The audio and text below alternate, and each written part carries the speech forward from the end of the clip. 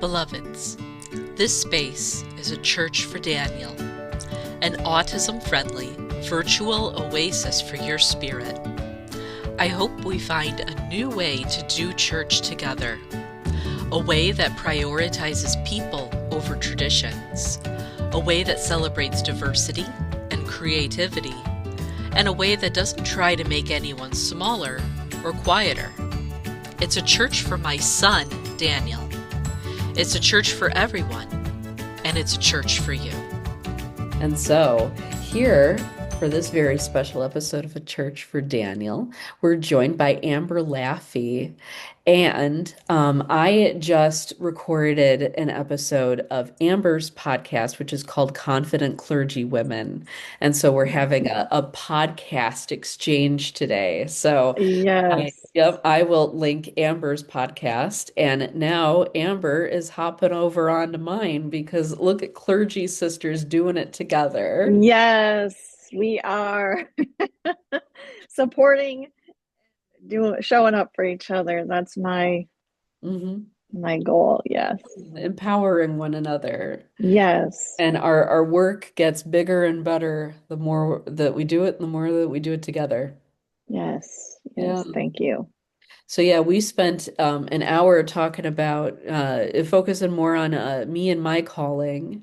Hmm. And so now we get to turn around the microphone here. So, and Yes. and me and Amber are getting to know each other for the first time today, and it's been so exciting. Yes. Yes. Thank you. You've blessed me so much with your experience and your faith. So I Yeah, hope I can likewise.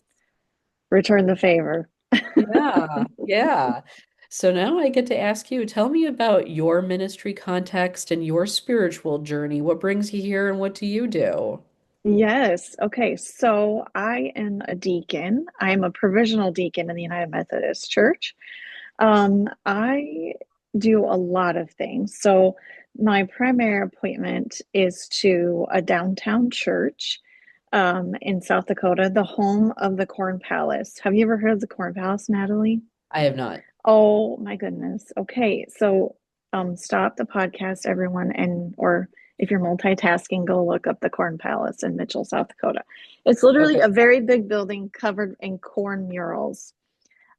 So I am about a block from the world's only Corn Palace. It's a church that is intentionally downtown, and I think it's about 13,000 people. Um, in South Dakota. And so I am the pastor of youth and faith formation for the congregation. So I am just kind of thinking of new ways to reach the congregation. Of helping them form their faith. And so I'm a spiritual director, and I am a faculty mentor at the seminary Kairos University. And then I have a podcast. And so I really just um, am trying to live out the things that God calls me to for such a time as this. And it's, as you mentioned on my podcast, it's always changing. Mm, And when you say to God, "Here I am, send me," God takes that seriously. And so I just try to day by day say what is it that you'd have me do today. So hmm.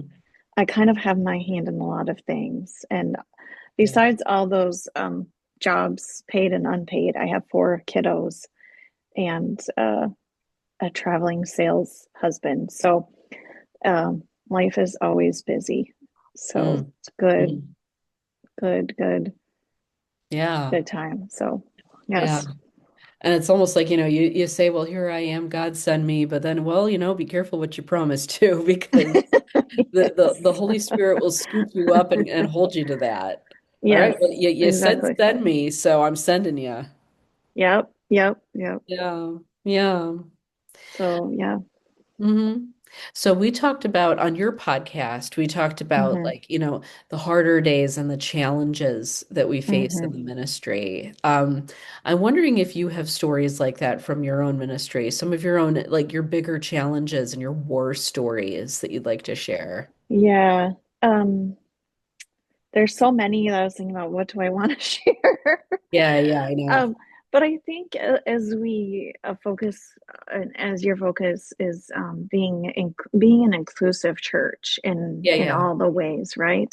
yeah. Um, my first full-time clergy appointment. So I should also mention that I started out as a local licensed pastor, Hmm. um, and kind of thought I would be an elder, because that seemed like it had more power. And if I was going to do it, if I was going to be a clergy person, give me the most power and authority or something. I don't know. Um, Hmm. because I didn't really understand the callings all that well at that time. But I was appointed to a church full time coming out of like 11 years of being a stay at home mom. I Hmm. had a pretty decent sized church for the state for the Dakotas. I had a couple staff members. So talk about whiplash. Like I've managed volunteers, I've led in so many ways, but having a staff and being in charge of a church, I was like, who thought this was a good idea? But um, and this town was very, very diverse in ethnicities, and I thought this would be such a gift to me. Um, but it turns out that it was not um, very an inclusive space. I had it wasn't the whole church, and I'd still say there's such beautiful, wonderful people there, but I had a group of about 10 uh, that made my life absolutely miserable when some a resolution was going forward in our conference to just say like we love LGBTQ persons, we want them in our Hmm. churches, and it was just an affirmation of being inclusive, and they lost their minds. And Yeah. so every day I it was 100% spiritual abuse, but um, our systems tell us to be quiet and be careful about saying those things. Yeah. But I was spiritually abused by my members nearly every day, and they didn't even know what I believed. Right? Hmm. I said I'm not. I've been advised not to give my opinion or where I stand on this. They didn't know, but they wanted me to publicly speak against being an inclusive church. And they would write letters to my bishop, my district superintendent. They would hound me, call me. I was scared to be at church.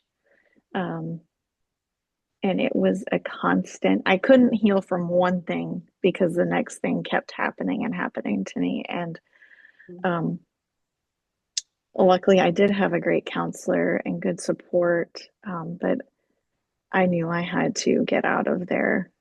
It just broke my justice tender heart um, when people would say things like, "Well, I can't worship with people who think differently than me," even though they had been for 50 years.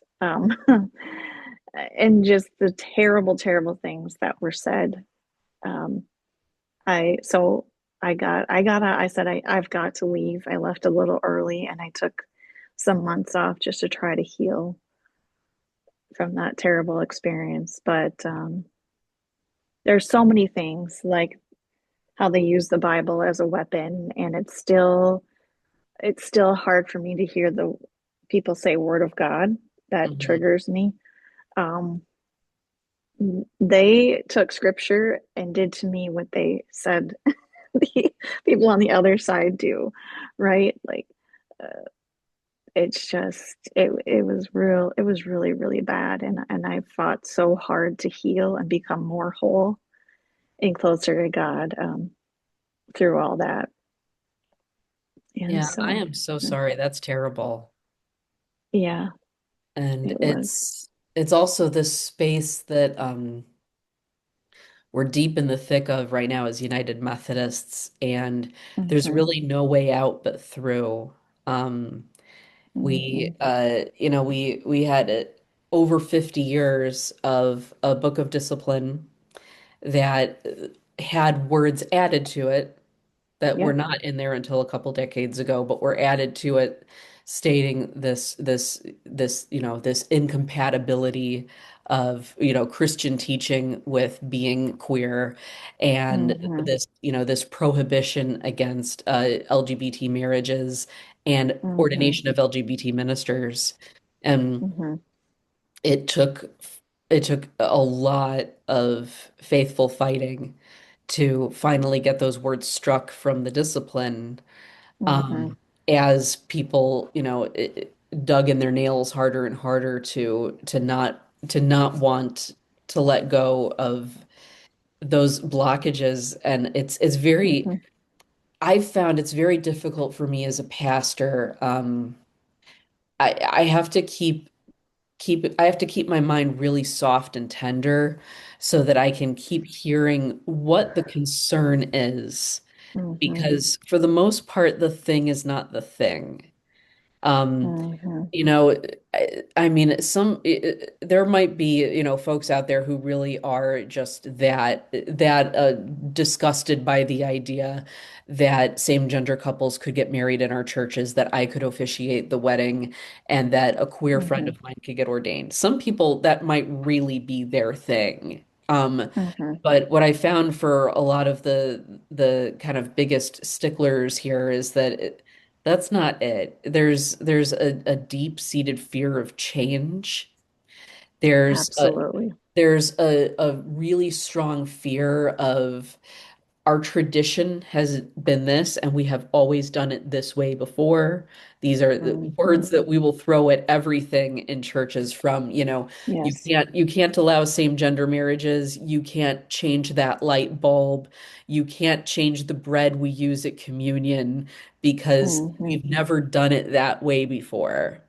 Um, and change is loss. Change is grief. Yeah, And people are it terrified is. of it because their church is the most important thing in the world to them. And what happens if you change anything in it? Um, Mm-hmm. and then there are people who are really afraid that, like, if you say that, no, my definition of marriage is not one man and one woman, like, my definition of marriage is two partners who have come together because the Holy Spirit knit their souls together. And they're Mm-hmm. embarking on a life where they're going to be partners to one another. They're going to hold each other, support each other, commit to one another no matter what. And that is what I am blessing when I bring them together in marriage. And Mm-hmm. it's not about sexuality or the gender identity of either partner. It's about this covenant that they're making together. Um, there are some who will hear that and then say, well, gosh, that's it's just anarchy. If we're getting rid of one man and one woman, then who Mm-hmm. knows what else, you're going to allow? And is that going to, undermine everything I've always believed about marriage? And it takes a really Yeah. long time for some folks who are the most scared of change like that to Mm-hmm. understand that you're not losing anything. You're gaining. Um, Yes. Especially when, here in the UMC, we held back the progress on that for over 50 years. Yeah. Um, so, people didn't get to see that they were gaining because they didn't gain during those 50 years. Mm-hmm. And it's been rough. I mean, and Yeah. now, as of the conference of 2024, we have struck that language from our discipline, and now we're seeing, disaffiliations and folks that are leaving. Yeah. We're starting to see that, but it's going to be another 50 years before any of this even remotely starts to feel like we're on the next chapter. Yeah. And here in the church, we just move a little slower than everything else. Yes. Yeah, but I completely agree with you. Most of the things I've encountered are people acting out of fear. Mm-hmm. Um, and I did, one of my breaking points was, this woman yelled at me for about 10 minutes about how if gay people want to have church, they can have their own church and they better not change my church and blah, blah, blah. And it all stemmed from me in a prayer saying something about making the table bigger. Mm-hmm. No reference to anything. Mm-hmm. Like I didn't, just about creating welcoming spaces for everyone. Mm-hmm. And I'm like, you got that out of my prayer. And it's like, you have to be so deeply obsessed. I'm just like, I cannot even fathom what your brain is like. And it really is fear. And so I think that a lot of times I have to, when somebody does or says something like that to me, to pause and be like, where is this coming from?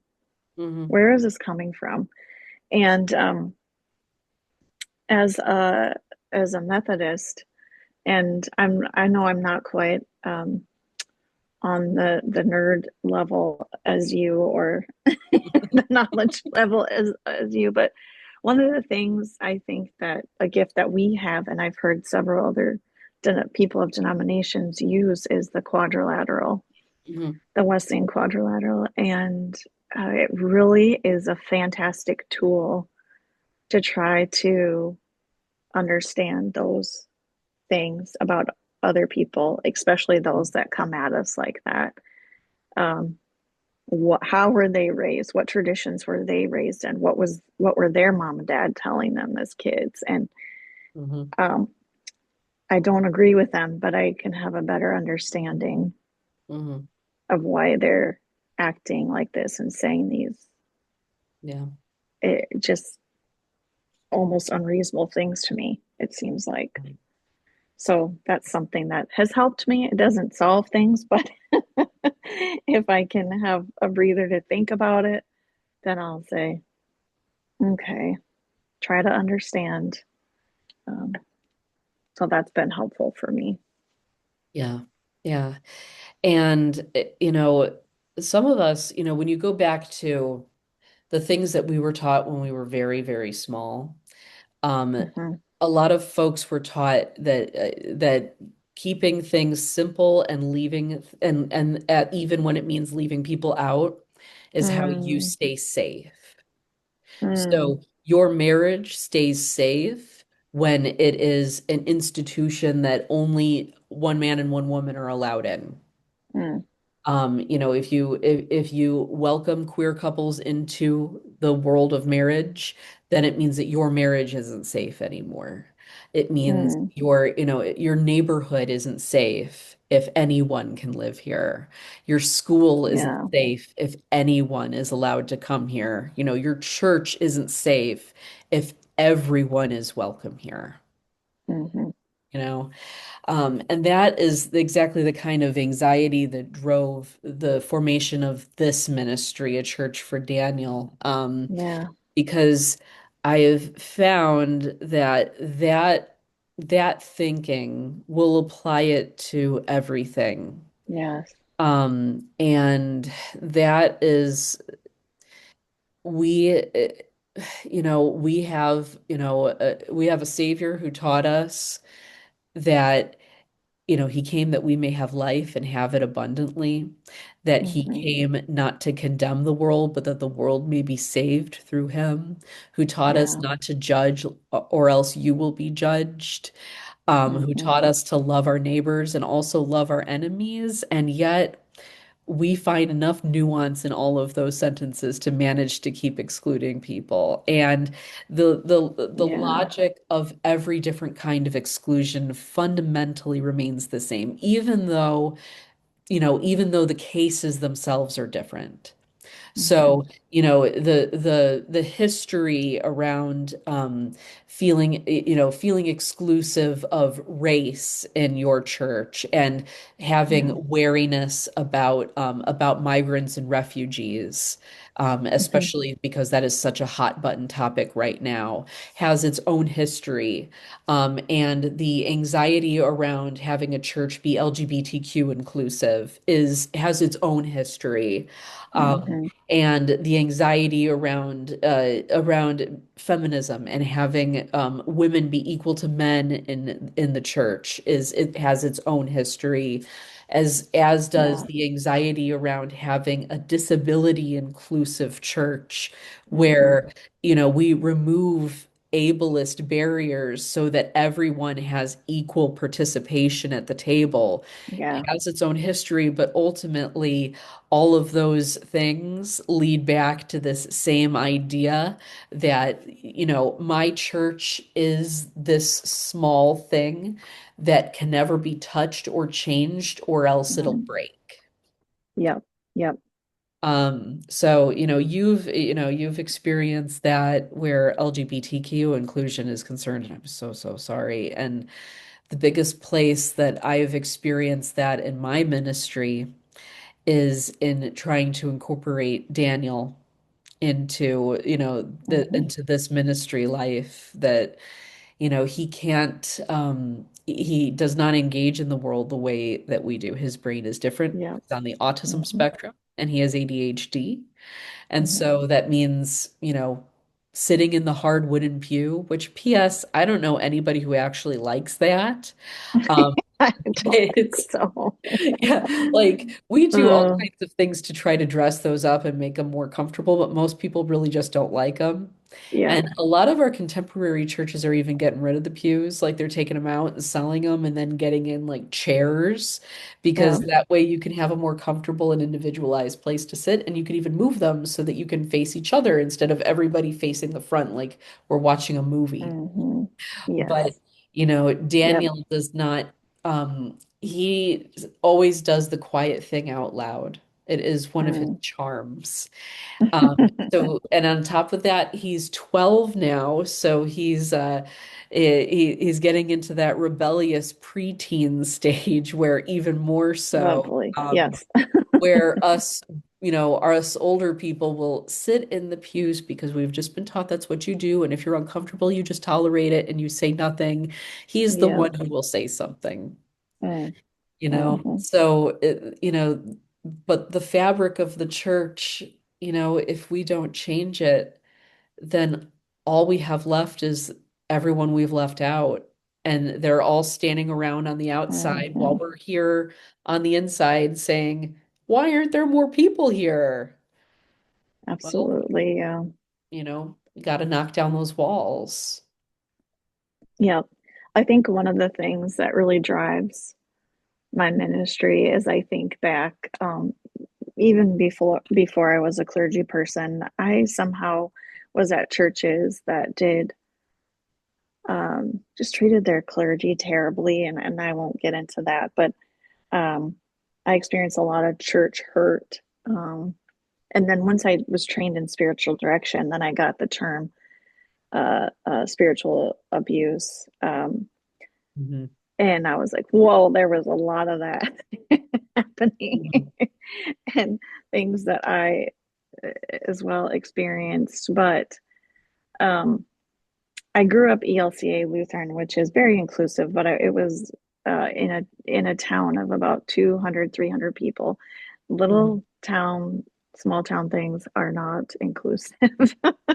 Yeah. And when I say inclusive, I mean all the things, everything that you just talked about, all the things. And so I was at my husband grew up Missouri Synod Lutheran, which is oof, Mhm. Yeah. people probably know. Even very black and white, less the least inclusive thing. Like you can't even have communion with them if you're not trained Mhm. in their training. Yeah. Um, and uh, they convinced me to be the Sunday school superintendent, and I was like, okay, because I was a stay-at-home mom and I wanted to be in charge of something and have purpose. And they were adamant on doing memory work um, in Luther's catechism. Mm. Now, I grew up learning the catechism as well, showing up to Sunday school and saying my part. But they were taking it to a whole new level of you can't enter confirmation until you have memorized this, and not just memorize it. I had to memorize, but I was given a lot of grace in my memorization. This is you stand in front of an elder of the church and spit out your memorization work from the catechism once a month, and they wanted me to enforce that. And then when you got to confirmation, you had the insane amount of memorization that you could not be confirmed unless you could stand in front of the elders and read or recite, so many paragraphs from the catechism. And I had such a breakdown, um, because I said, friends, we are in Mitchell, South Dakota, which is a bigger town, bigger city in South Dakota.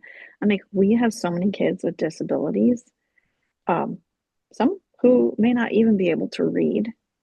Mhm. Um, we have all these different abled folks and kids, and you are basically saying, um, we don't believe that you think these things about God unless they can stand in front of you and say this. And I just could not stand for that.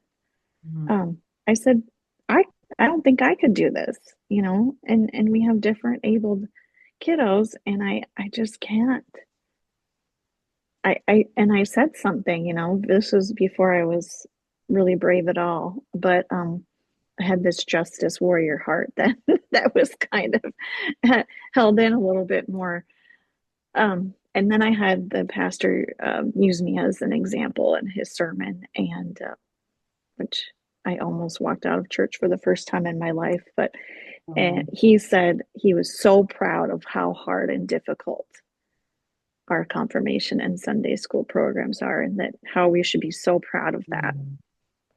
And all of that hurt and all of these things has really driven me to, first of all, care really a lot about the people who have been harmed by the church that no longer feel Mhm. safe coming into a church building anymore. Even talking about faith is hard. I've had so many people like my parents' age who could be my parents say, my kids won't go to church anymore because someone at some point said you can't believe in God and also support same sex marriage. You can't believe in God and, fill in the blank. And um, they won't even come to church. And so I'm like, really, this feels like where I've been called to be, to lead with empathy and grace, and make those safe spaces to ask questions and to express the hurt and harm that's been done.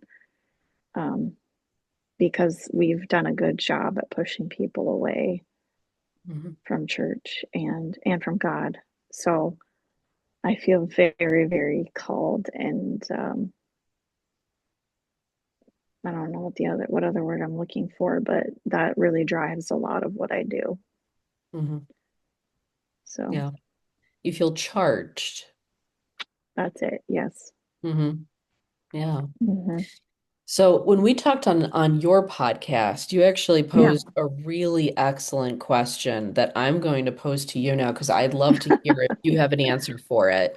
Okay. So about role models, because Yeah. there's a lot of people, that will, especially when when you're in one tradition where things are done one way and and so it shall always be. Hmm. Um, Yes. but you need some trailblazers and you need some people around you that show you that actually, things don't always have to be that way. The church is malleable. The church is soft. It can be shaped. It can be bended. Like it can Yeah. change, like it can be an organic thing that grows when the people within it grow too. So Hmm. do you have any role models along the way that helped instill that for you, that helped support you as you fought for that social justice? Yeah, absolutely. I'm so glad that you asked me this because I love talking about it. Yeah. When I was very little, pre-K to third grade. I was at a church that I had a female pastor. So from as early as I can remember, she lit the fire. She planted the seed in me, um, because she did exactly that. She made church fun. She was always changing things, always making things like, okay, all these people work on Sundays. I think I should have a Saturday night worship. Mhm. So my mom was one of those people working on Sunday morning. So we went Saturday night, and we had like a very informal, she played her guitar. When I look back, I'm like, I can't believe that I was doing this in the early 90s, experiencing this. Mhm. Um, one year, she just always had new ideas, always fresh ideas of making church fun and active, and exactly what you said, to what the people need. And so, um, when it was VBS time, so I loved this church so much that anytime my parents had a meeting, I was there. And when you shared your story about singing in the choirs and stuff, I was the one little kid singing with these, 80-year-olds in the Mhm. choir. And get me to church. Get me to church. I want to do, you have a church council meeting? Great. I'm going to be there. And so around VBS, this is just an example. She always wanted to make it fun and exciting for us. So one year, I think the theme was animals. And she's like, what'd be really great? In this town nearby, they had this like buffalo. We should get this buffalo. Well, Pastor Nancy, we cannot get this buffalo statue. That's probably weighs a ton. Um, Mhm. and so the next best idea they had was to get the Budweiser Clydesdale. Um, that's like it's fiberglass ornament for parades.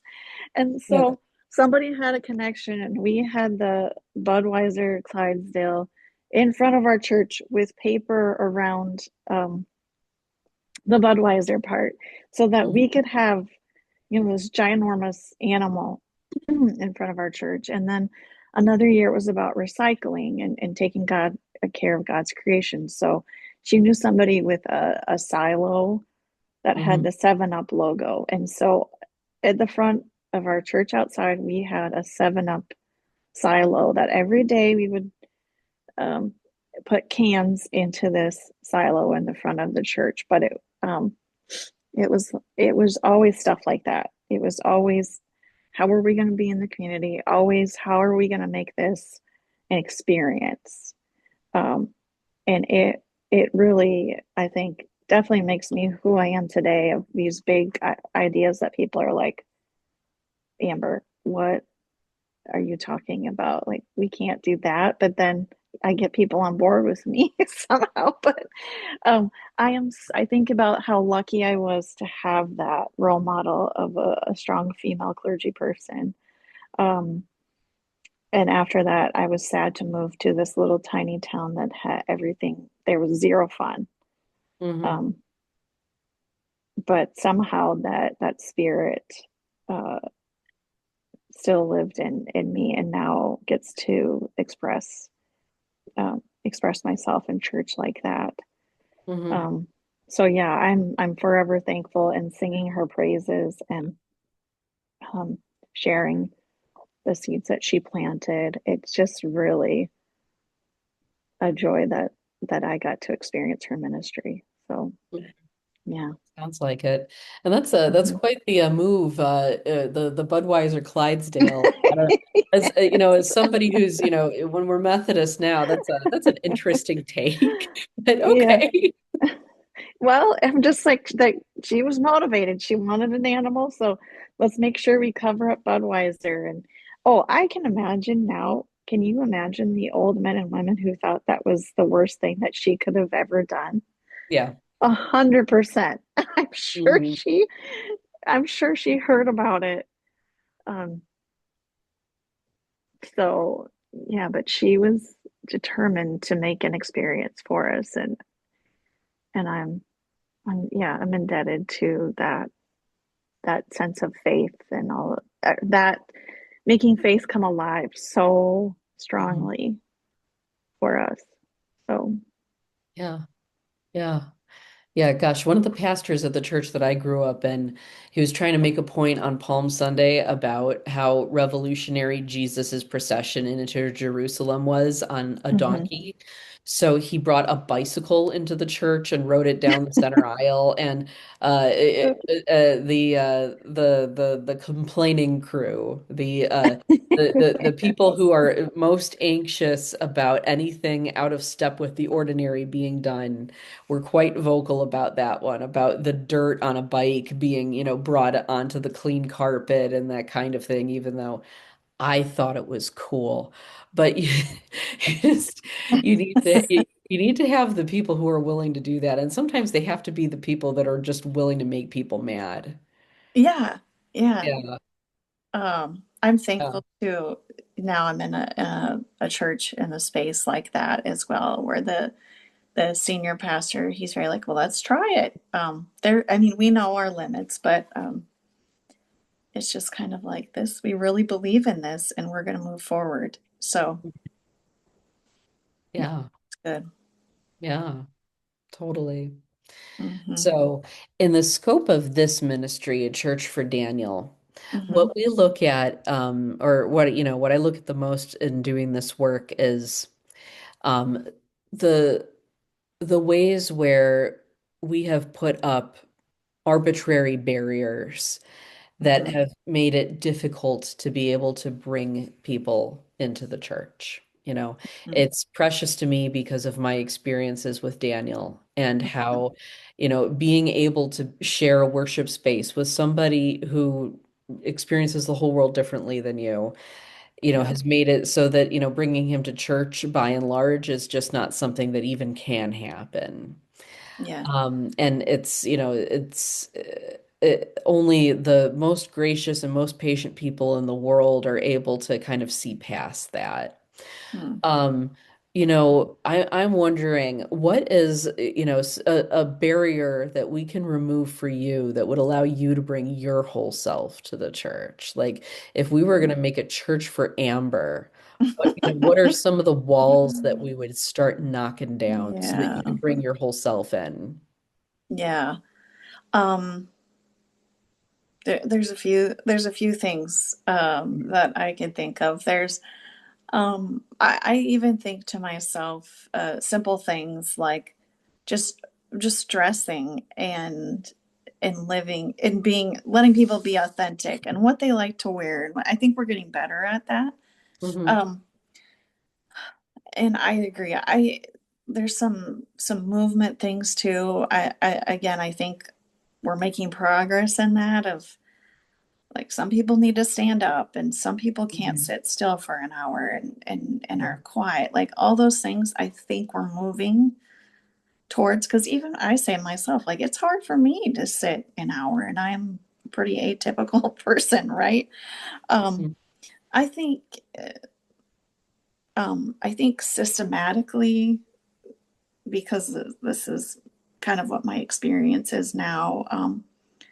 I just wish that we would let people just tell the truth, to say the things that are hurtful, to say where we've been hurt, um, without worrying about the repercussions of it.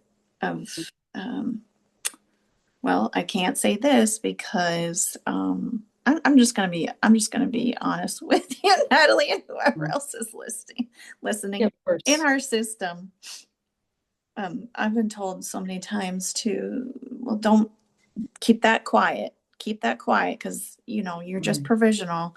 Um, you can that can be used against you, and I'm going to tell you, it 100% was.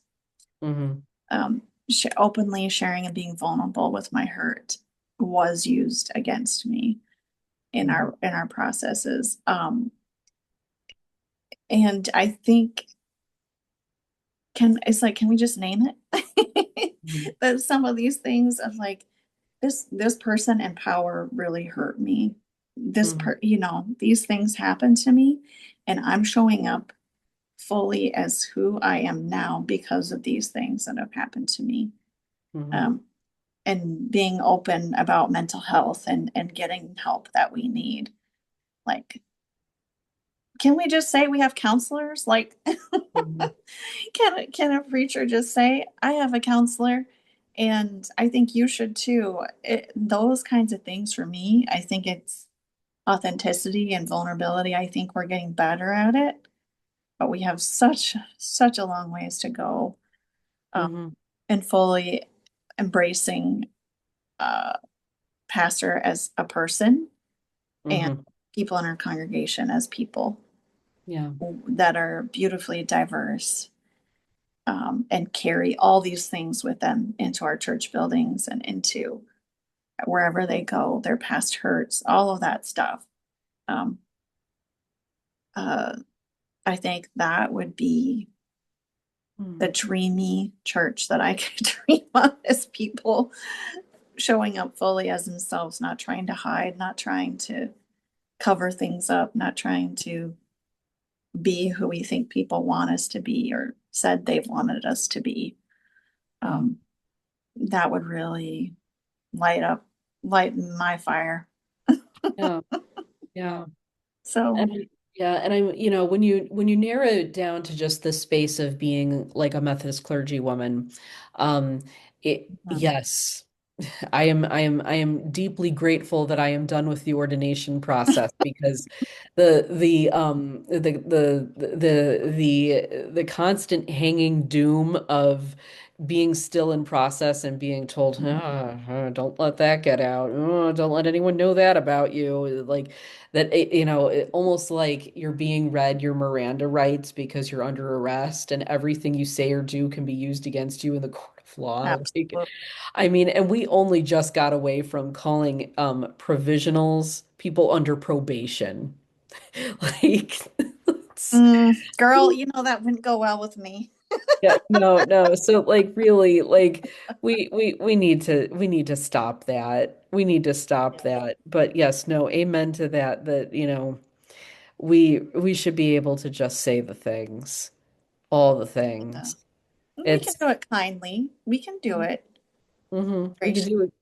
We could do it kindly. Sometimes you need to hear it unkindly too, but yes, we can do it with kindness and we can do it with grace. But it's been a blessing to be around. So my son and his closest friends and his classmates, because um the biggest the greatest thing that they've taught me is that most of those kids just do not give a crap what other people think of them.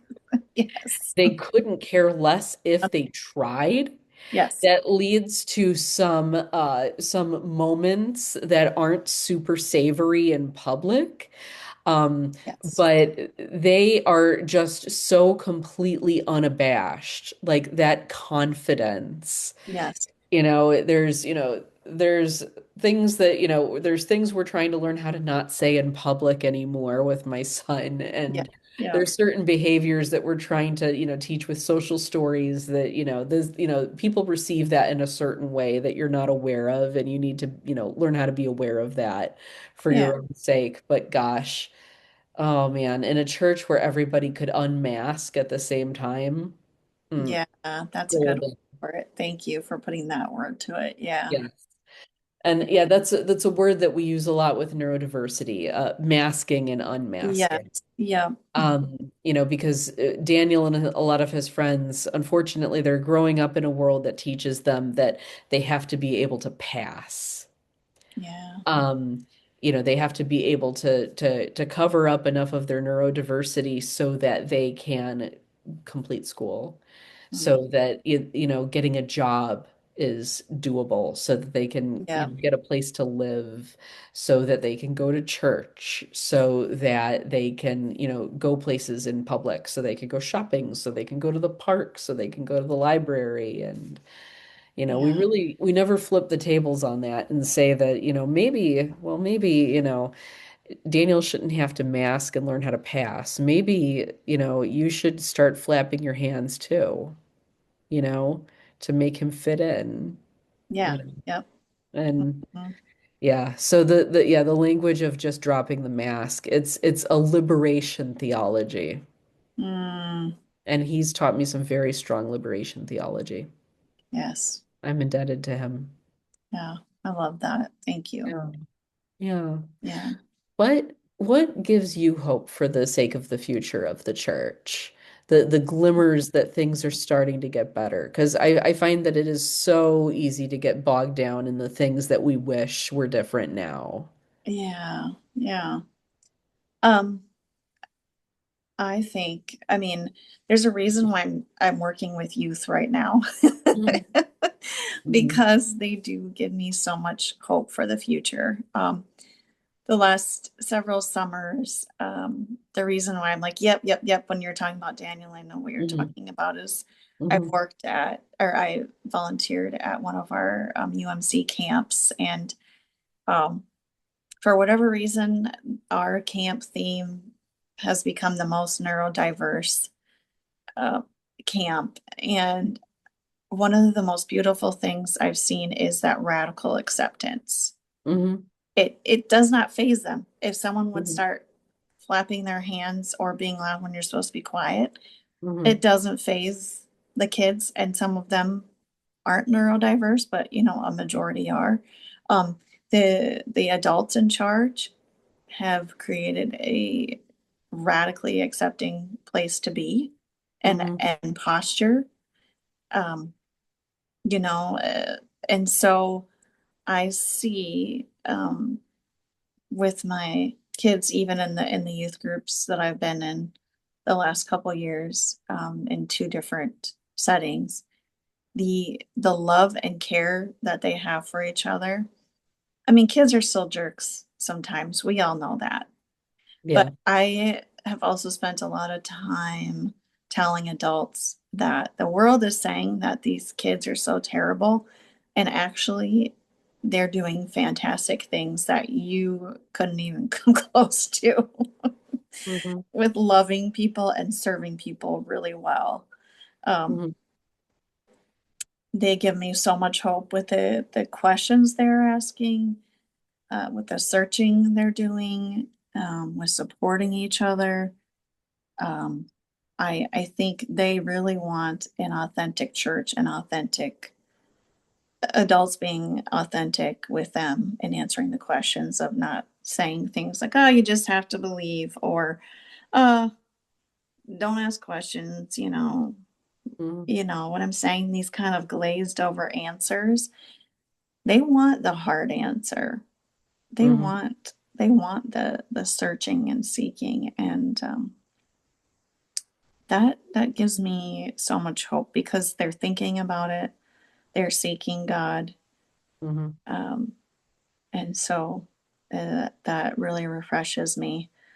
And then the other really exciting thing that's giving me hope, and it'll be interesting how God's working in this. I still am like, this is really Mhm. something. Is we're doing this women's conference at our church that is live streaming from Church of the Mhm. Resurrection.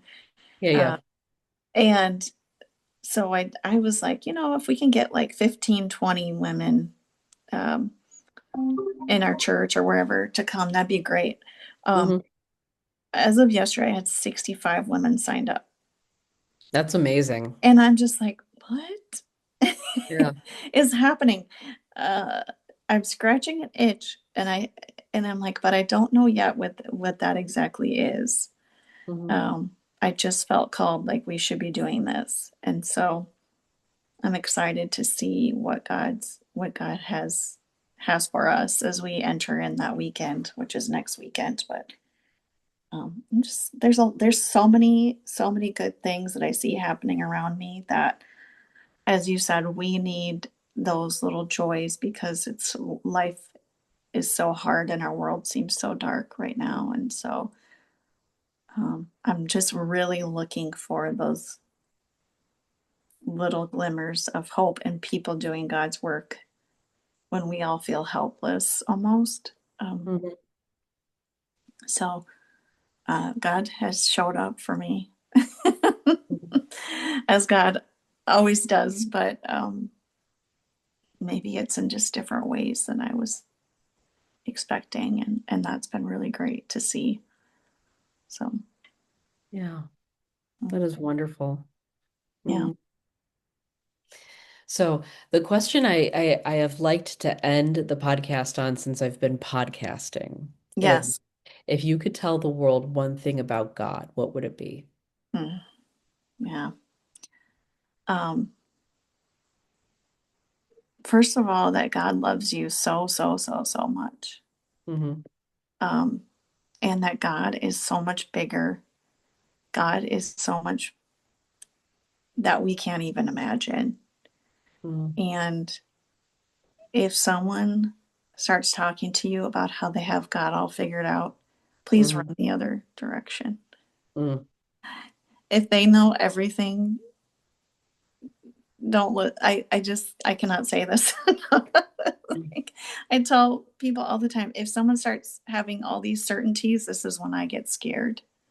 Yeah. Um, for mine and other people's faith. God is so, so expansive that we can't even begin to understand. But in the seeking is when we know God more and more. Um, just keep seeking, just keep coming to God to understand just a portion Hmm. of God's goodness and God's love for us. Yeah. And that, yeah, that's really the other kind of hope that I have, I think, is Yeah. we're not even close. Like we seek and we seek and we seek and we still have not even, Hmm. there's still so much to learn about God. So, Yeah. yeah. Yeah. I love it. I love it. So Yeah. Amber, thank you so much for your time for your ministry. Thank And you.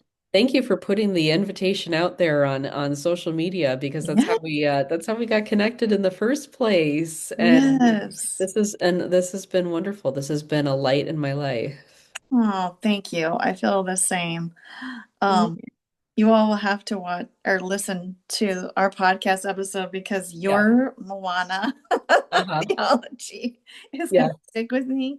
And I'm probably going to tell my 8-year-old when she comes home from school, we need to watch Moana. There's never a bad time for Moana. No. Never a bad time for So, Moana. yeah. Yes. Thank you so much for the invitation as well and being able to share my story too. Yes, of course, Amber. So it's been a Mhm. blessing. Yes. Thank you so much. So, yes, thank you very, very much. A Church for Daniel is produced with love by the Reverend Natalie Bowerman.